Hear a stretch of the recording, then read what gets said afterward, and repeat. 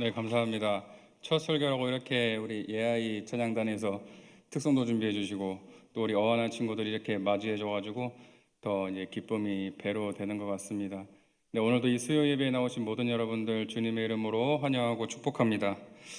제가 설교할 때 좀 긴장을 잘 안 하는 편인데 땀은 원래 좀 많아요.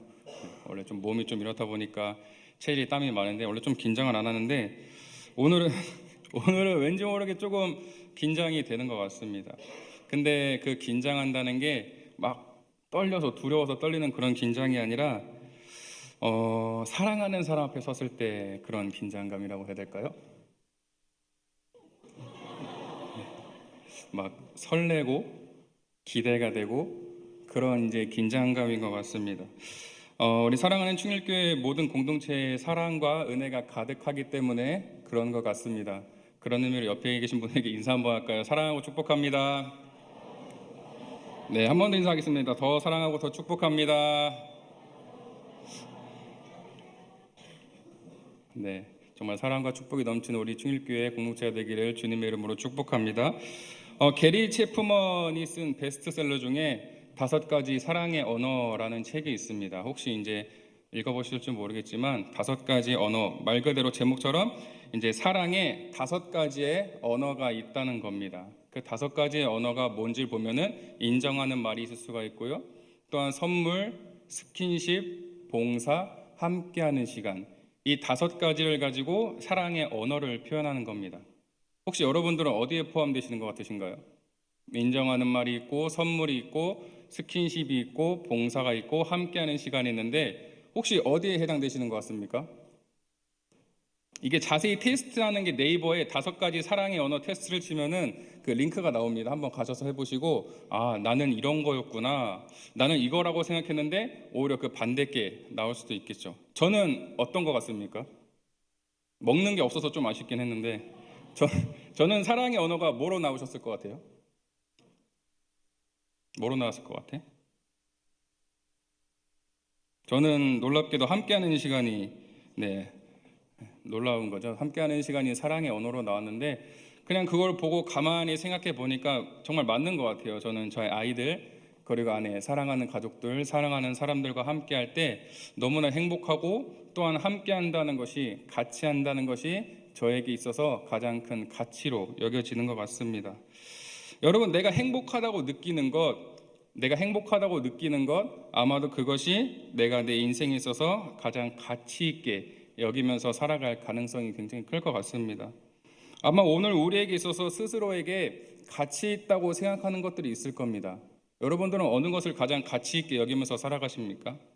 우리 이 자리에 친구들도 있는데 우리 친구들도 어리지만 어리다고 그냥 말할 게 아니라 우리 친구들 나름의 굉장히 가치 있게 여기면서 살아가는 것도 있다는 말입니다. 오늘 이 자리에 계신 여러분들, 내가 가장 가치 있게 여기면서 살아가는 것이 무엇인가? 내가 또한 같이 하기를, 함께 하기를 가장 가치 있게 여기는 그것은 무엇인가? 오늘 이 자리에 계신 모든 분들, 우리는 그리스도인이죠. 하나님의 자녀입니다. 하나님을 예배하기 위해, 하나님과 더 가까워지기 위해, 하나님과 함께하기 위해 오늘 이 자리에 모인 겁니다. 그 외에 어떤 이유는 없겠죠. 그렇다면 오늘 나의 모습을 봤을 때, 이 말씀에 내 모습을 점검해 봤을 때, 나는 하나님의 말씀, 하나님과 같이 가는 것이, 함께하는 것이 내 인생에 있어서 가장 가치 있는 것이다, 가장 큰 축복이다라는 것을 생각하며 살아가십니까? 오늘 말씀을 통해 나의 모습을 점검해 보길 소망하고, 내가 가장 가치 있고 싶어하는 것은 무엇인지, 함께하고 싶어하는 것은 무엇인지, 그리고 내가 가장 가치 있게 여기는 그것은 무엇인지 오늘 말씀을 통해 함께 나누기를 소망합니다. 오늘 말씀의 배경은 누가복음 15장 20절 하반절에 이렇게 기록이 되어 있습니다. 아직도 거리가 먼데 아버지가 그를 보고 측은히 여겨 달려가 목을 안고 입을 맞추니. 이 말씀은 우리가 너무나도 잘 알고 있는 그런 말씀입니다. 흔히 탕자의 비유라고 말하는 그런 이야기인데, 아버지의 곁을 떠난 그런 아들의 이야기죠. 아버지에게 나에게 올 재산을 미리 달라고 해서 이제 자기가 먼 나라로 떠난 그 아들의 이야기가 오늘 말씀 속에 담겨져 있었습니다. 그렇게 아버지에게 재산을 미리 달라고 해서 먼 나라로 떠났는데 그곳에는 내가 생각했던, 내가 계획했던 그런 파라다이스가 아닌 내 계획과는 완전히 다른 비참한 결과가 기다리고 있었죠. 그리고는 그 자리에서 스스로 돌이켜서 자신의 죄를 뉘우치고 이제 아버지께로 돌아가는 장면이 오늘 말씀의 이제 시작이 됩니다. 유진 피터슨의 메시지 성경을 보면은 방금 읽은 20절 말씀을 이렇게 기록을 했습니다. 아버지가 그를 보았다. 아버지는 뛰는 가슴으로 달려나가 아들을 끌어안고 입을 맞추었다. 이렇게 기록이 되어 있더라고요. 아버지가 그를 보았다. 아버지는 뛰는 가슴으로 달려나가 아들을 끌어안고 입을 맞추었다. 뛰는 가슴으로 달려나갔다. 아버지가 뛰는 가슴으로 아들을 보고 달려나갔다는 것이죠.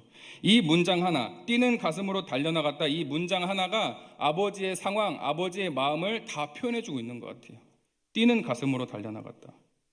아버지가 아들을 보고 얼마나 기뻤을까요? 정말 말로 표현할 수 없을 정도로 기뻤을 겁니다. 우리가 평소에 사용하던 물건 하나, 뭐 볼펜 하나만 잃어버려도 우리는 굉장히 찝찝하고 집중이 안 되고 어디서 잃어버렸는지 굉장히 신경이 쓰입니다. 그런데 내가 죽은 줄 알았던 잃어버린 아들이 살아서 돌아왔는데 아버지가 얼마나 기뻤을까요? 얼마나 기뻤겠습니까? 아니면 혹시 우리가 모르는 어떠한 이야기가 생략이 되었을까요? 아버지가 기뻐서 달려나간 게 아니라 아들을 보자마자 내가 줬던 그 재산, 막대한 것들이 생각이 나서 그걸 다 잃어버리고 온 그 아들의 초라한 모습을 보면서 기쁜 마음으로 달려나간 게 아니라 그 재산만큼 아들을 때린 후 불쌍해서 혹시 끌어안아준 게 아닐까요? 아마도 기쁜 마음으로, 그렇죠? 기쁜 마음으로 달려나가서 아들을 맞아준 것일 것입니다. 근데 그런 기쁜 아버지와는 좀 다르게 아들의 반응은 조금 달랐을 수도 있을 것 같아요. 말씀에 나와 있기를 아버지와 아들의 거리는 아직도 멀다라고 표현이 되어 있습니다. 아버지와 아들의 거리는 아직도 멀다. 아직도 거리가 먼데. 아버지와 아들, 이제 서로가 먼 거리에서 서로를 발견했을 겁니다. 아버지가 발견하고 또한 아들이 이제 아버지를 발견했을 것인데 아버지는 기쁜 마음으로 아들에게 달려 나갔는데 아들은 마냥 기뻐하지 않고 조금 주저했을 수도 있을 것 같아요. 마냥 기뻐하진 않았을 것 같습니다. 먼 거리에서 아버지를 딱 봤을 때 그동안 내가 고생했던 거, 내가 이렇게 힘들게 고생한 거 아버지를 보니까 얼마나 울컥하겠습니까? 그런 마음이 들고 또한 그 짧은 시간 가운데 내가 아버지한테 잘못했던 것들, 미리 달라고 했던 거, 땡깡 부렸던 거, 그것들이 생각이 나면서 아버지에게 다가가는 게 좀 주저됐을 수 있는 겁니다. 주저함이 있었을 수 있겠죠. 이 먼 거리에서 서 있는 모습, 아버지에게 달려가기를 주저하는 아들의 모습, 혹시 오늘 우리의 모습은 아닐지 한번 우리의 모습을 돌이켜보고 점검해야 되는 겁니다. 아버지께 다가가기를 주저하고 지금 내 모습, 내 스스로 너무 초라하다고 느껴서 좀 내가 봤을 때 아니다라고 생각을 해서 하나님께 가까이 나가기를 주저하는 모습이 오늘 내 모습은 아닌지, 오늘 우리의 모습은 아닌지. 여러분, 거리가 멀다는 건 실제로 아버지와 아들의 거리가 멀다는 것도 있지만 마음이 여전히 멀다라고도 표현할 수 있을 것 같아요. 마음이 멀다. 지금 내 아들이 초라한 모습, 그 초라한 모습을 보면서 그냥 스스로 연약해졌던 건 아닐까요? 몸이 멀어지면 마음도 멀어지다는 말이 있습니다. 몸이 멀어지면 마음도 멀어진다. 우리는 얼마 전까지 이 코로나라는 걸로 인해서 가까웠던 것들로부터 일상으로부터 굉장히 멀어짐을 느꼈습니다. 아무것도 아닌 줄 알았는데 굉장히 멀게 회복하기까지 힘들었던 그런 시간들이 있었습니다. 대표적인 것이 이 교회, 이제 예배인데 교회로부터 몸이 멀어지니까 자연스럽게 이제 마음도 멀어지는 사람들이 굉장히 많이 늘어났죠. 그로 인해서 내가 다니던 교회에서만 예배 드리는 모습이 아니라 평소에 내가 유튜브로 봤던 뭐 좋아하는 목사님, 유명한 목사님, 그런 교회 예배를 드리면서 어떤 그런 모습들이 늘어나게 되었는데 다행히 이제 코로나가 조금씩 잦아들고 우리의 일상이 회복이 되면서 예배 자리에 나오는 모습도 조금씩 회복이 된 것 같습니다. 너무나 다행입니다. 그런데 너무나 다행이지만 위험한 부류가 아직도 존재한다는 겁니다. 무엇이 위험하냐? 몸은 교회에 나와 있는데 몸은 교회에 가까이 나와 있고 회복이 되었지만 여전히 마음이 주저하는 그런 사람들이 있어요. 마음이 주저하는 사람들. 교회 와서 예배는 드리는데 나의 마음은 하나님을 향해 있지 않고 그냥 이 시간도 내가 생각하는 것들, 지금 나에게 당장 급한 것들, 어떠한 문제들, 여전히 다른 것들을 향해 있는 하나님과의 거리가 먼 그런 모습들이 이 예배 가운데 있다는 겁니다. 혹시 오늘 내가 그런 모습이라면, 아직도 나와 하나님과의 거리가 멀다면 우리는 어떻게 해야 될까요? 아직도 먼 거리를 회복하기 위해서 우리가 보여야 되는 모습이 21절에 기록이 되어 있습니다. 우리 21절 말씀 한 목소리로 봉독하겠습니다. 아들이 이르되 아버지 내가 하늘과 아버지께 죄를 지었사오니 지금부터는 아버지의 아들이라 일컬음을 감당하지 못하겠나이다 하니. 아멘. 아들이 말을 하는 겁니다. 아버지, 내가 하늘과 아버지께 죄를 지었습니다. 아버지께 잘못했습니다. 그래서 내가 아버지의 아들이라 일컬음을 감당하지 못하겠습니다. 말을 하는 겁니다. 이건 어떤 모습이죠? 아들의 어떤 모습입니까?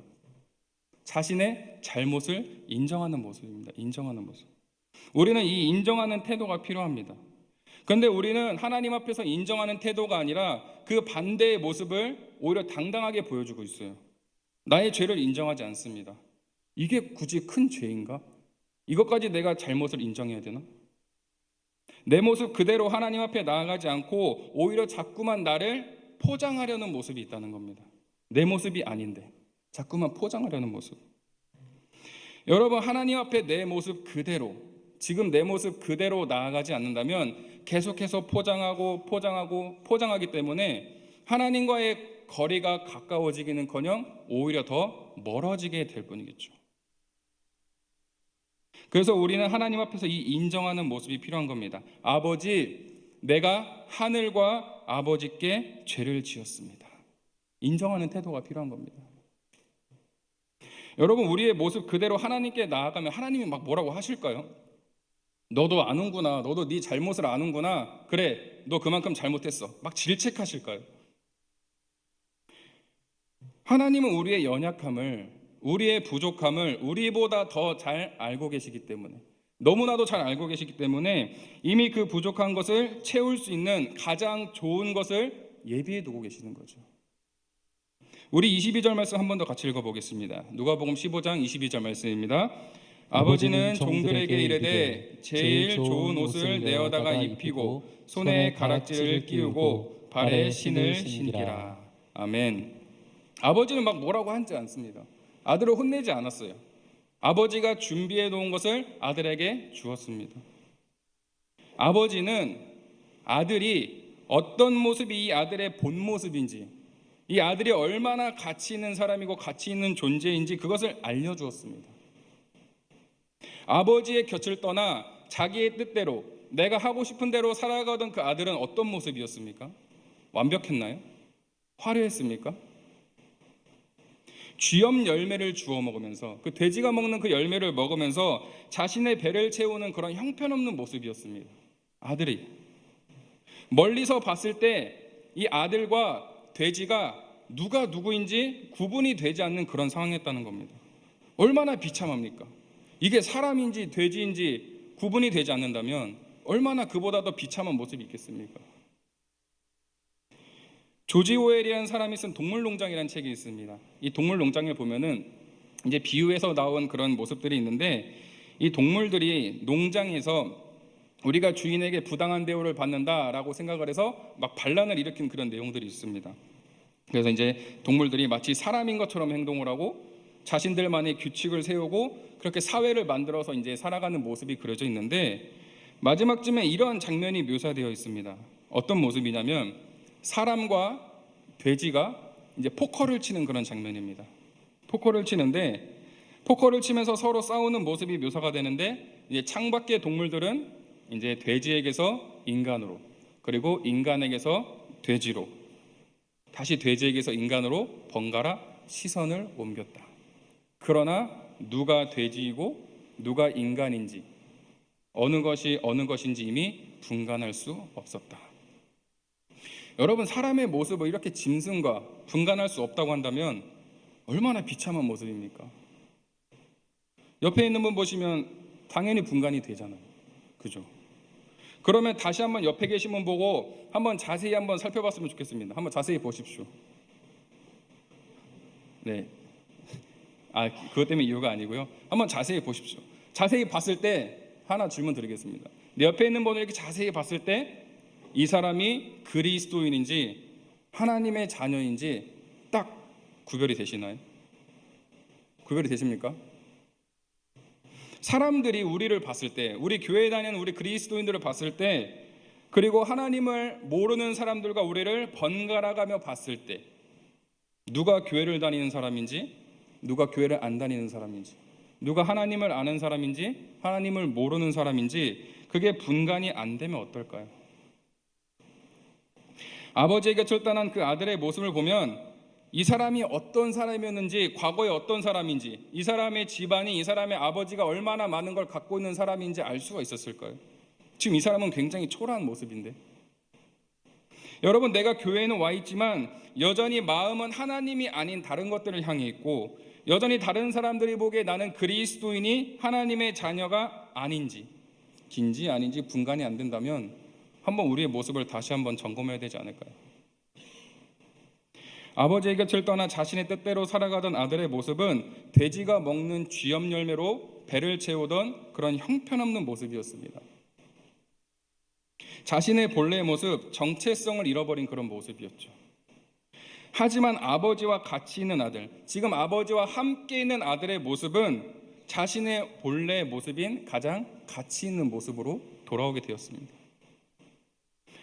우리의 시선과 발걸음이 하나님께 향해 있고 우리의 가치와 기준이 하나님의 말씀이라면, 하나님께서 우리를 위해 예비해 두신 가장 좋은 것을 바라볼 수 있고 우리가 그 길을 따라갈 수 있는 것입니다. 사랑하는 우리 충일교회 모든 공동체가 그 길을 함께 걸어가는 공동체의 길 주님의 이름으로 축복합니다. 우리가 이 충일교회 공동체로서 함께 한다는 것, 같이 한다는 것이 얼마나 가치 있는 것인지 깨닫는 은혜가 있기를 주님의 이름으로 축복합니다. 그렇게 옆 사람에게 이렇게 인사해 봅시다. 함께여서 행복합니다. 당신과 함께여서 행복합니다. 네, 사랑하는 우리 충일교회 모든 공동체가 하나님과 함께하는 것이 얼마나 가치 있는 삶인지 깨달을 수 있기를 소망합니다. 하나님의 곁에 있을 때, 하나님과 가까이 있을 때 우리의 본래 모습, 우리의 정체성, 그것이 가장 잘 나타나는 줄 믿습니다. 그렇게 하나님과 동행하며 그것이 내 인생에 있어서 가장 큰 가치고 축복임을 믿고 결단하는 사랑하는 우리 충일교회 모든 공동체가 되기를 주님의 이름으로 축복합니다.